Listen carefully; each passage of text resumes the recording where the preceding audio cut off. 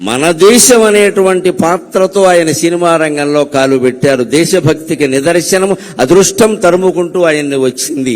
అదృష్ట దేవత దురదృష్ట దేవత రెండూ ఎప్పుడూ తలుపు తడుతూనే ఉంటాయండి. గ్రహించాలి అందరూ కూడా. రెండూ తలుపు తడుతూనే ఉంటాయి. కాలింగ్ బెల్లకి మంచి చెడ్డ తెలియదు, ఎవరు నొక్కినా మోగుతుంది.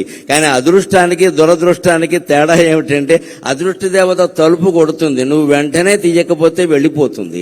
శని దేవత ఉంది, తలుపు కొట్టి అక్కడే జుట్టు విరబోసుకుని నూనె రాసుకోకుండా కూర్చుంటుంది. నువ్వు తీసే వరకు కూర్చుంటుంది. అర్ధరాత్రి తీస్తే అర్ధరాత్రి వస్తుంది ఖచ్చితంగా. ఎందుకంటే నిన్ను పట్టుకోవాలని దానికి ఆసక్తి.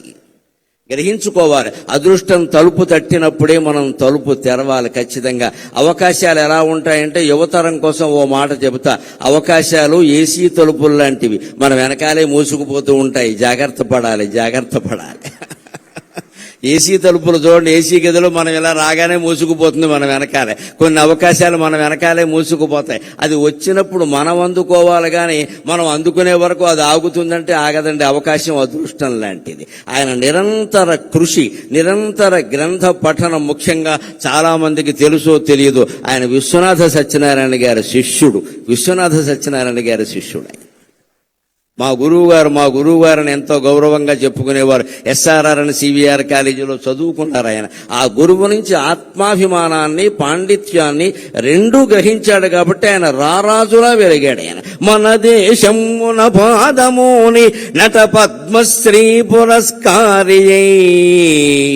నటనలో ఆయన పద్మశ్రీ పురస్కారాన్ని పొందారు. బహుశా రాజకీయాల్లో ప్రవేశించకుండా ఉంటే భారతరత్న 20 ఏళ్ల క్రితం వచ్చుండేది. ఆయనకి అనుమానం ఏమీ లేదు. అందులో మన దేశ రాజకీయాల్లో ఉండే కలుషిత వాతావరణం కారణంగా ఒక్కసారి రాజకీయాల్లోకి వెళ్ళాడు అంటే ఆయనలో ఇంకా ఎంత ప్రతిభ ఉన్నా ఎవరూ గుర్తించరు. అది లెక్క. అది అనేక రకాల పక్షపాతాలన్నీ వచ్చేస్తాయి. అందుకని అందువల్ల రాలేదు తప్పితే ఇప్పుడు ఎవ్వరూ అడగవలసిన అవసరం లేకుండా యావత్ భారతానికి ఆయన రత్నమే. అనుమానమేం లేదు, అందులో అనుమానమేం లేదు. కొన్ని మహాభారతం తెలుసుకున్నా మహాభారతంలో ఆయన ధరించిన పాత్ర లేదు. ఆ రకంగా కూడా భారతరత్నమే ఆయన. ఆ రాజకీయాల్లో చేరడం కారణంగా పద్మశ్రీతో ఆగిపోయాడు, కానీ లేకపోతే ఏ బిరుదైతే సరిపోతుందండి ఆయనకి.